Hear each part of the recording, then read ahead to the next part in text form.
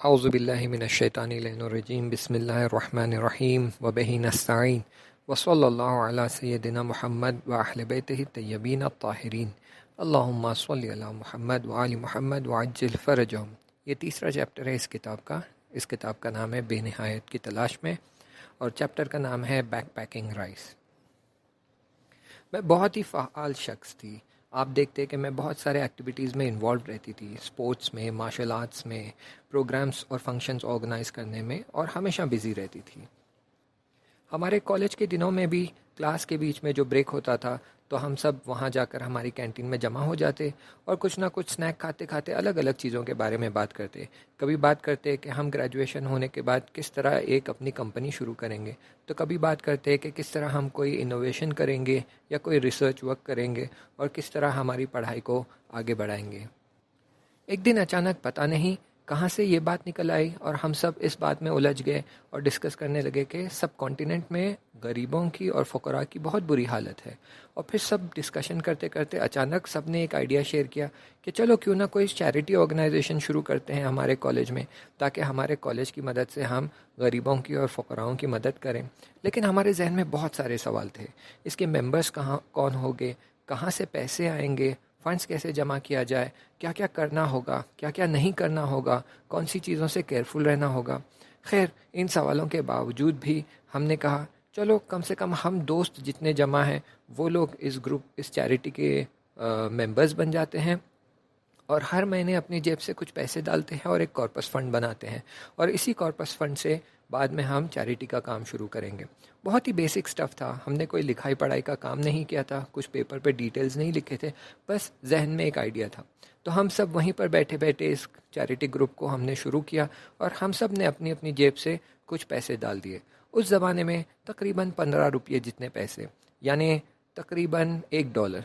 उसी वक्त हमारे हाथ में तकरीबन $8 जितने जमा हो चुके थे और हम ये सोच रहे थे कि अगले 3-4 महीने में इतना पैसा जमा हो जाएगा कि हम यहाँ पर एक चैरिटी ऑर्गेनाइजेशन शुरू कर सकते हैं और कॉलेज की मदद के साथ कोई ना कोई प्रोजेक्ट शुरू कर लेंगे।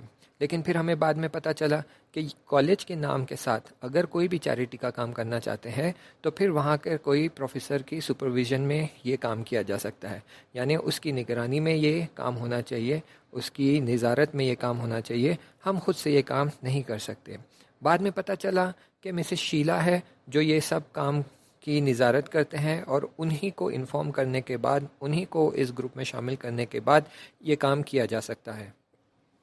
फिर हम सब मिलकर मिसेस शीला के पास चले गए और हमने उन्हें हमारा चैरिटी प्रोग्राम समझाया, बताया कि किस तरह हम सब जमा होकर अपने अपनी जेब से पैसे डालकर कुछ पैसे जमा करना चाहते हैं और अगर कहीं बाहर से कुछ पैसा आ जाता है तो वो सारा पैसा जमा कर कर 3-4 महीने बाद इनफ फंड्स जमा होने पर कोई ना कोई चैरिटी काम शुरू करना चाहते हैं।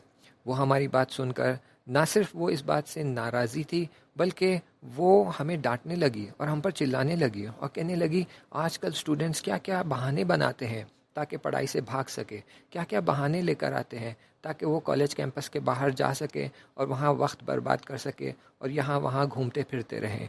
पढ़ाई में तो दिल लगता नहीं है और ये सब कामों में बिज़ी हो जाते हो। अगले आधे घंटे तक वो हम पर डांटती रही, चिल्लाती रही और कहती रही कि किस तरह हमारा प्लान फॉल्टी है और गलत है और बिल्कुल पूरी तरह से नाकामयाब हो जाएगा। हम सब बहुत गमगीन हो गए थे, जैसे पूरी हिम्मत ही टूट गई थी। बस जो करना चाहते थे एक अच्छी नीयत से करना चाहते थे, लेकिन प्रोफेसर की बातें सुनने के बाद ऐसे लगा जैसे किसी ने हमारे हाथ से हमारी लाठी छीन ली, किसी ने हमारा सहारा छीन लिया और किसी ने हमारे पांव तले की ज़मीन छीन ली। बिल्कुल बेसहारा सा एहसास करने लगे हम। अगले चंद दिनों तक किसी ने इस बारे में बात नहीं की और सबको बहुत अफसोस और लो फील हो रहा था। हम सिंसियरली गरीबों की मदद करना चाहते थे, लेकिन शायद हम हमारी सिंसियरिटी मिसेस शीला के सामने साबित नहीं कर पाए। फिर तकरीबन 1 महीना बाद मेरी एक क्लासमेट ने मुझे बताया कि मिसेस शीला हम सबसे मिलना चाहती है। तो फिर मैं हमारे दोस्तों के पास चली गई और उनसे कहने लगी कि चलो मिसेस शीला बुला रही है। लेकिन पिछली बार जो हुआ उसके बाद मेरी कोई फ्रेंड मेरे साथ आने के लिए तैयार नहीं थी। फिर मैंने हिम्मत जुटाकर और इस जहनीत के साथ तैयार होकर कि और आधा घंटा मुझे लेक्चर सुनना पड़ेगा, डांट पड़ेगी, मैं वहाँ चली गई उनके ऑफिस में मिलने। सरप्राइजिंगली उन्होंने मेरे साथ बहुत अच्छा बर्ताव किया। मुझे वेलकम किया, मुझे बिठाया और मेरे साथ बहुत अच्छे से बात करने लगी। मेरे आइडिया को वापस से दोहराया और हम सबको एनकरेज किया और कहा कि खूब बहुत अच्छा काम कर रहे हो, गरीबों की मदद कर रहे हो, हम तुम्हारे साथ हैं, जिस तरह मदद हो सकती है करेंगे। फिर उन्होंने अपनी पर्स खोली और 2,000 रुपये निकाल कर मेरे हवाले कर दिया। कहा कि पुराने बच्चों में से एक बच्चा यहाँ आया था और मुझसे कह रहा था कि मैं कुछ गरीब लोगों की मदद करना चाहता हूँ, कुछ चैरिटी काम करना चाहता हूँ, और मुझे पता चला कि आप यहाँ की प्रोफेसर है जो ये सारा चैरिटी का काम संभालती है। तो ये लीजिए 2,000 रुपये, और यहाँ पर जो गरीब अफराद हैं इनकी कोई ना कोई चैरिटी की मदद कर दीजिए। जैसे ही उसने मुझे पैसे दिए, सबसे पहले मेरे जहन में तुम्हारा ही ख्याल आया, इसलिए मैंने उस क्लासमेट के ज़रिए तुम्हें बुला भेजा, और अब ये लो पैसे 2,000 और जाओ कोई ना कोई चैरिटी का काम शुरू कर दो। अल्हम्दुलिल्लाह रब्बिल आलमीन। कभी नहीं सोचा था कि जिस शख्स ने हमारी उम्मीदों को चिकनाचूर कर दिया था, पांव तले दबोच दिया था, वही शख्स सबसे पहला कंट्रीब्यूट करने वाला शख्स बनेगा हमारी चैरिटी के काम के लिए। ये सब अल्लाह का प्लान है। अब हम दोस्त लोग वापस से जमा हो गए और सोचने लगे कि 2,000 रुपये से क्या किया जा सकता है, कैसी चैरिटी की जा सकती है। बहुत सारे आइडियाज़ आ रहे थे, कोई ये कह रहा था, कोई वो कह रहा था, लेकिन कोई आइडिया ऐसा नहीं था जिससे हम सब राज़ी हो रहे थे। अचानक से किसी ने एक आइडिया दिया और वो बात हम सब के दिल को छू गई, और हम सब उस बात पर मुत्तफ़िक़ हो गए और कहने लगे कि हाँ, ये बहुत अच्छा आइडिया है, यही किया जाना चाहिए। लेकिन जो चैरिटी का काम हम करना चाहते थे, उसके लिए ना हमारे पास इतनी बड़ी टीम थी और ना ही हमारे पास वो स्किल्स थे। तो फिर मेरी एक दोस्त ने सजेस्ट किया, क्यों नहीं हम जाकर हमारे कैंटीन के बावर्ची से बात करते हैं और उसकी मदद लेते हैं, शायद वो हमारी मदद कर दें। तो फिर हम बावर्ची के पास चले गए और हमने उससे बात की और उससे समझाया। वो फ़ौरन मान गया और कहने लगा, मैं तुम्हारी मदद करूँगा और तुम्हारे लिए काम भी कर दूँगा और इसके कोई पैसे भी नहीं लूँगा। फिर हमने 2,000 रुपये उसे दे दिए, तो उसने सारी ख़रीदारी कर ली और उसने सारी तैयारी कर ली। 2 दिन बाद हम कैंटीन में जमा हुए अपने अपने बैकपैक्स लेकर। प्लान ये था कि कोई सादा सा खाना तैयार करे, जैसे पुलाव या फिर चावल या फिर दाल, और उसको पैकेट्स में भर के हमारे बैकपैक में भर लेंगे और फिर हम बाहर रास्ते पर निकल जाएंगे। और रास्ते पे चलते चलते जहाँ भी हमें कोई फ़कीर या गरीब इंसान दिखेगा, हम उसे एक खाने का पैकेट दे देंगे। जब हम कैंटीन में पहुंचे तो उसने खाना पकाकर, पुलाव बनाकर, पैकेट्स में पैक करके टेबल पे तैयार रखा था। हम वहां पहुंचे और हम सब हमारे बैग्स को खाने के पैकेटों से भरने लगे, और जब बैग्स भर गए तो अपने खांधे पर लाद कर बाहर रास्ते की तरफ निकल पड़े। हर थोड़ी दूर पर हमें कोई ना कोई मिल जाता, कोई बूढ़ा शख्स जो खाने का पैकेट लेने के बाद अपने कांपते हुए हाथों से हमारा शुक्रिया अदा करता, तो कहीं और कोई बूढ़ी औरत जो फटे कपड़ों में रास्ते पर बैठकर ये इंतज़ार कर रही है कि कोई आने जाने वाला 1 या 2 सिक्के उसकी तरफ उछाल दे।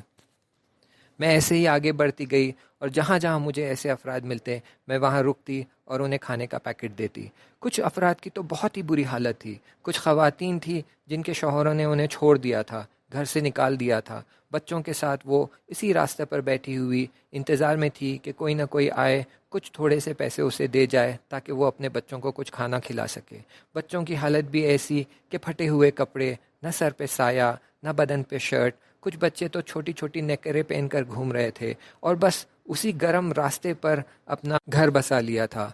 वही उनका घर था, वही उनकी सोने की जगह, वही उनकी खाने की जगह और वही उनका प्लेग्राउंड।